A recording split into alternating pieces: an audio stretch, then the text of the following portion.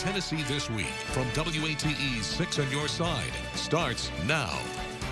Hello and welcome to Tennessee This Week. I'm Bo Williams, in for Don Hudson this week. Glad you're with us. The November election will be here before you know it, and today we're going to be discussing one of the races that will be on the ballot, the U.S. Senate race. Senator Marsha Blackburn, of course, the incumbent in this race, the Republican facing State Representative Gloria Johnson, who, of course, is running on the Democratic ticket. Joining us today to talk a little bit more about this race and other topics, our political pundits, Craig Griffith, Michael Covington, and Courtney Piper. Great to have all of you with us. Glad to be here. Thank you. So let's talk about this U.S. Senate race for a moment.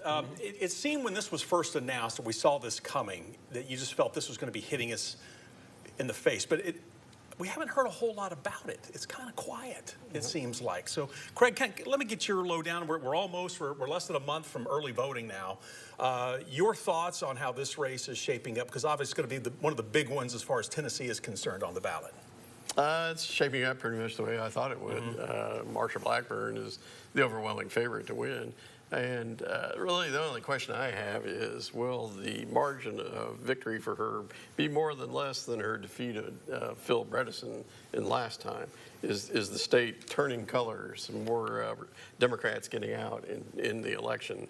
So there just haven't been that many issues that have captured the public's attention compared to the presidential race. Yeah. So it seems to be running, and there haven't been any scandals in Blackburn's office. She's on a couple of sides of issues that I don't agree with, but I still think she's the overwhelming favorite. Courtney, let me ask you, because I know obviously looking back to 2018 when Blackburn defeated the former governor, may have been a hair tighter than what maybe we've seen in the past with Bob Corker when he was running. So how is this going to shape up? Will we see a large gap, or do you think Gloria Johnson's going to be able to close that, even overtake the incumbent? I think Gloria Johnson will be able to close that gap, and furthermore, she's got a path to victory. The really interesting polling that we've seen is that women overwhelmingly, if only women in Tennessee were voting for the U.S. Senate, by a very wide margin, they would vote for Gloria Johnson over Marsha Blackburn. And I think that has to do with some of the issues du jour, like access to abortion and also gun safety. And those are issues where Gloria has come out in favor of women's rights to choose, in favor of gun safety to protect our children and our families, and where Marsha Blackburn has the complete opposite 180 views of that. So there is certainly a path to victory here for Gloria, and I think if anything, we're going to find out where all those Democratic voters are in the state of Tennessee. I think this race, national politics, combined with what's happening at a state level, mark my words, Bo, on this show. Okay, we're going to mark it down here. This is going to be the year that Democrats start turning the state of Tennessee. When I graduated college, first started my career, Democrats were in control of Tennessee politics at a state level. And over about a 10-year span, that started to turn. And it happens slowly. It doesn't happen overnight. I think Republicans in Tennessee, by and large, do not represent Tennessean values when you look at all of Tennesseans. And this race, 2024, we're going to start seeing those scales tip more and more blue. You're going to start seeing Democrats chipping away. Michael, go along with that. Do you see a closing of the gap? And as far as this race is concerned, how do you see this one shaping up? Gloria Johnson is not well liked in the state of Tennessee. We're going to find that out on Election Day. She's going to lose by a lot, and she's going to lose by a lot in part because she's not well received, she's not well liked around the state. She too will find that out on Election Day. What she has done is she has raised a ton of money. That pump fake that she pulled with the two state representatives, that enabled them to raise millions of dollars. It enabled them to get a trip to the White House and a bunch of other high-profile interviews, and they've raised money. Gloria has worked real hard to make sure Democratic candidates are in each office that's up for election. So she has accomplished something with those dollars that she's raised. But as far as winning the Senate race or making any headway in turning the tide in Tennessee, Gloria Johnson won't be the difference maker. Who will be? Well, I was going to say that there won't be one. Oh, okay, it was a short answer there, straight to the point. Well, I would disagree with that. I mean, that's what people said about Georgia, and Georgia's at a tipping point now. And I think it's at a tipping point now, and not now in Tennessee, but maybe in 15 years, you'll see it's a matter of urban rural. As the urban areas, in Tennessee, Knoxville, Chattanooga, especially Nashville and Memphis grow bigger, you're going to see more Democratic voters coming into the state. So that tipping point is going to be reached. I don't think it's in this election, but we'll see that at some point in time, that the state will become competitive. Of course, the legislature has gerrymandered so many districts. They're going to hold on to power a long time. You'll see it in the statewide races before you see it in the state legislative races. I will add one additional point. Courtney is right, as is Craig. Supermajorities do not last forever. So it just depends on how well the Republicans lead with the Senate, with the supermajority. And there have been some questionable decisions that have been made. So this supermajority is not a permanent majority. So I hope that that they will use that power effectively.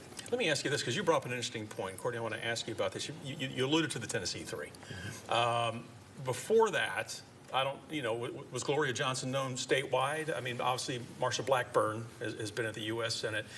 How does this play into her campaign as far as getting her word out? Oh, it was a huge catapult to her campaign. So Gloria Johnson had been known statewide before that, primarily because the Republicans chose to bully her, and she made news for it. They put her in a closet instead of an office. And so she took every opportunity to make sure that people across the state knew how Republicans were treating her, simply because she would call them out on their stuff and hold them accountable. And so she had name recognition statewide, but what happened with the Tennessee 3 is that statewide recognition was then bolstered, and it went national. And so that, I think, played a huge role in her decision to run. And it was an unforced error by the Republicans. If you'll recall, the Tennessee 3, they weren't censored, but they were punished essentially for breaking rules, decorum rules, speaking out of turn. And the speaker could have chosen to censure them, do something else, but he chose to force them out, have a vote to force them out, and it didn't work. So here we are today with this unforced error, and Gloria Johnson running for U.S. Senate. And that's what, getting back to what Michael said, so the state saw that these people were immediately reelected. They were reappointed to their position, then reelected in the next election. And the state, supermajority went in and said, no, you can't do that anymore. So that's not a good use of their majority power. They need to figure out things other than these social issues. They need to work on education, health care, and economic development. So I think that, they need to concentrate on those things and stay away from these very volatile social issues that they're trying to deal with. So then with that said, Michael, let me ask you this then. When you look at all of that, if you're Marsha Blackburn, and you've already said she's going to win, goes along with what Craig was saying as well, what do you do from here until Election Day? I mean, what is your game plan then? So if you're that confident, or as y'all feel, what should she be doing? Is it to kind of pull back and just kind of let things play out? Do you still get out there? I mean, what's her message, I guess? Well, for one thing, she wants Tennesseans to recognize that she wants to continue to be their United States Senator. Several weeks ago, she invited Vivek Ramaswamy into town, packed house to see him and take pictures with him. She will do things like that around the state just to make sure that voters recognize that she's still in the game. Her head is in the game. She is not so Washington-centric that she doesn't realize she needs to spend time in Tennessee, all around the state of Tennessee. So I think she'll do a lot more of that between now and Election Day. Okay. She should run as if she's 10 points behind. Never take for granted, the polls or whatever people are telling you. You need to run as hard as you can, and as fast as you can, and as long as you can. Otherwise, things can happen.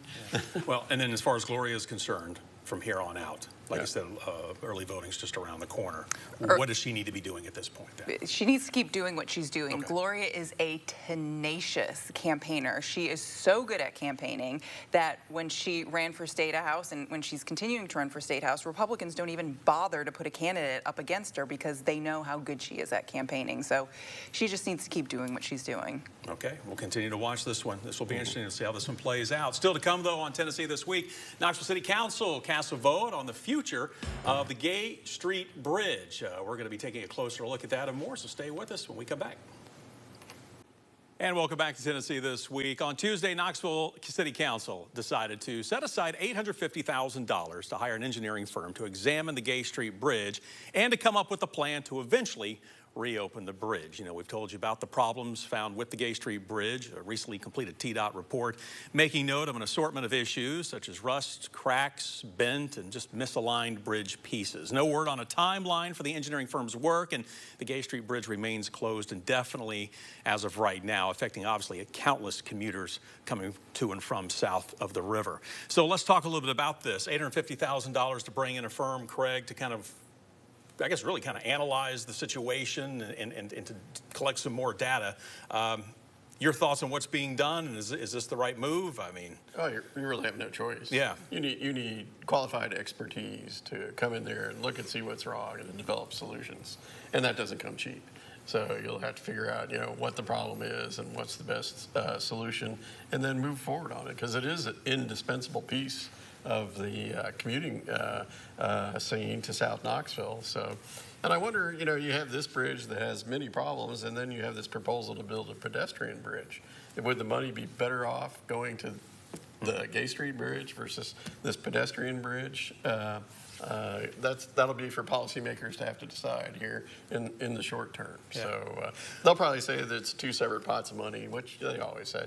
But I think that there's should place more importance on the Gay Street Bridge than the pedestrian bridge at this point in time. Obviously, it's also a landmark as far as downtown is concerned. Right. But Courtney, it wasn't that long ago that this bridge underwent an overhaul. That's right. Back in the early 2000s, I think it was 2001 to about 03, something like that. So it hasn't been that long. That's right. And, I'm not an engineer, but I hang out with a lot of engineers. And, a bridge is not a piece of infrastructure that you want to mess around with. People walk across it. You have emergency vehicles, cars, thousands and thousands of vehicles. So we need to make sure it is structurally sound. We just can't tear it down or put up blockers and be like, nobody's using this. It's just going to be an expensive piece of public art from now on. So this is the right thing to do. I almost wonder if after this inspection, if it would extend the life of the bridge, if it were made more of a pedestrian bridge and only allow for emergency vehicles and cat buses to go across it. So if you reduce the amount of weight, the number of passenger vehicles and trucks and things like that that are going across it, could it extend the life of the bridge where we don't have to have these costly inspections every couple of years? Sure. Michael, I mean, what do you think about, you're looking at me funny. Well, I'm looking at you funny because I seem to recall the last time the Gay Street Bridge was closed, and I don't even think former Mayor Madeline Rogero had even been elected to office yet. I seem to remember attending some functions where merchants along that part of Gay Street or the South Knoxville side were concerned about revenue. And she was there as a member or an employee of local government, but she was running for mayor. I was always under the impression that the pedestrian bridge was designed to accommodate UT students that would be living on the other side of the bridge and to bring more traffic in. If that is the case, then we should rebuild the Gay Street Bridge, put the necessary lanes in it, and put pedestrian lanes on either side of it, and call it a day. We don't need to talk about two bridges. We've already got a bridge. Let's multi-purpose that bridge and allow traffic and pedestrians. It seems like that should be doable. It's not a zero-sum game, and I think the positioning of the bridges is what matters. So the proposal for the walking bridge would be closer to UT's campus. So I don't think the pedestrians that would use a Gay Street bridge would then also use that pedestrian bridge by campus. There's also a lot of development going around and proposed development around where they want that pedestrian bridge. So you're looking to serve a very specific group of people to make sure they can take their feet from home to campus. So, you know, building bridges is great, Bo.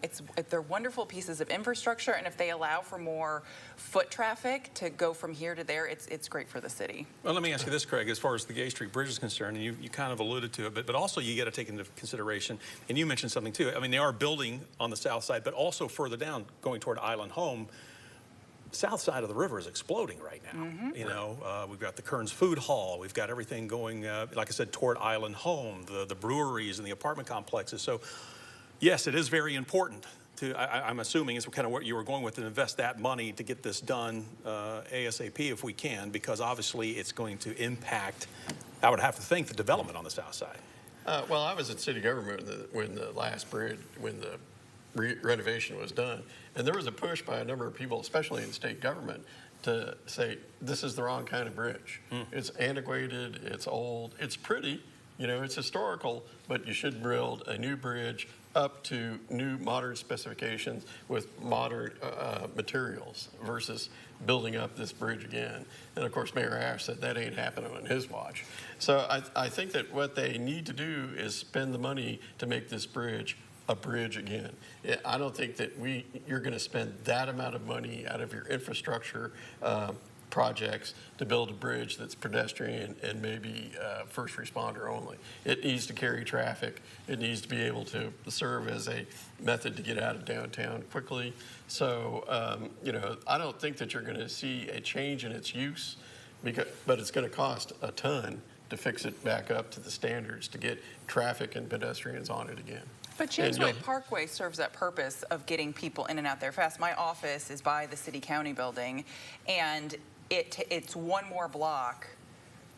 Well, it's one more block to get on I-40, but it's just a couple more blocks to get on James White Parkway to do the same thing to get me at Sevier Avenue, just a couple blocks down. Have you ever gone on James White Parkway Bridge? Yes. You have to run. You have to yell to see anybody on it. This is the least used piece of infrastructure that is my point. In our community. That is my point. It is underutilized. It could be used more, and it's really fast to get people from downtown to the south side. And the problem is it doesn't go anywhere. Yes, it does. You get off at Sevier Avenue. But that does bring up a whole other question as far as, I mean, a lot of people, if you take that, you get to, what was that, Moody Avenue, and then it ends. Right. You know, and which that's a whole other show. We could talk about. But the stop before that is Sevier Avenue. That's exactly right. But Michael, is this as far as economics is concerned? I mean, to try to get this done, obviously safely, but also quickly, because it is another, or at least right now, a major artery that is unfortunately clogged right now that connects downtown to the south side. If they make a pedestrian bridge anywhere over the Tennessee River, I will never walk over it. Okay? Oh, Michael. But if they create a workable Gay Street Bridge over it, back and forth, I will go. Okay. So I'd like to think that the City Council will find the money, and they will get the Gay Street Bridge up and running back to full capacity. And then if they get around to a pedestrian bridge, oh well. Yeah. But nobody here, as far as the costs, as far as just we don't care this about initial costs. part. We don't care. I mean, it is what it is. No worries You about get that. what you pay for, and you need to find experts in this that know what they're doing, so they can come up with, you know, very good solutions to these problems. And the fix isn't going to be cheap either. Right. Right. So, Will any of us walk across a pedestrian bridge? I will. I walked across the Gay Street Bridge. You know, look, walking across bridges. Chattanooga has the pedestrian bridge that they use. They do, and I've walked across that bridge too. So I have walked across that. They have festivals on that bridge. And of course, you know, with our success in baseball, you know, Omaha has this beautiful pedestrian bridge across the river there, almost right to their stadium. Well, so everybody saw that bridge on TV.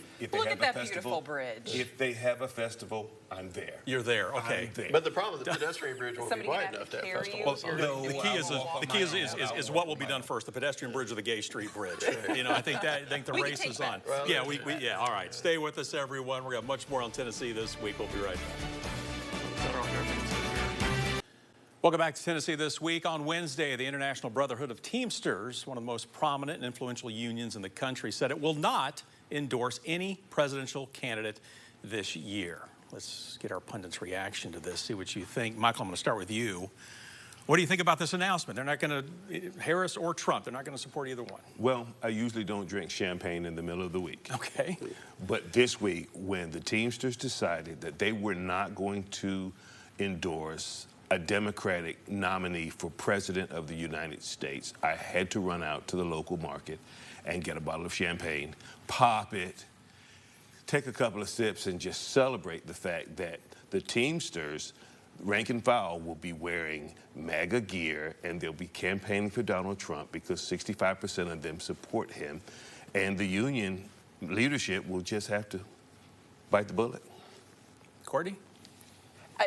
I think the Teamsters is trying to walk a tightrope. They know that their membership, a lot of them are MAGA Trump Republicans, but they know that the policies and the promises coming from the Harris campaign will actually support their membership, where Donald Trump would not support their membership. So I think the Teamsters are trying to walk a tightrope. That being said, you know, endorsements are good for news cycles, they're good for building momentum with the candidate's campaign, but does it really matter? I don't think so, because voters have a much more direct line to candidates now than ever before. So, you know, unless your algorithms are dialed into who's endorsing who and what news cycle, you've got a direct line to these candidates and campaigns and the influencers that you like, and I just don't think this is going to influence any undecided voter. But the Taylor Swift endorsement mattered. I think it matters, again, for media and for momentum. But people have a direct line into their candidates and their influencers, and to the extent that Taylor Swift is an influencer and she's influencing her people, then yes. But the Teamsters aren't influencing anybody because they're not endorsing anyone. But she's encouraging them to vote. I'll say this. And that's what I think Michael should have saved some money and gotten ginger ale instead of champagne.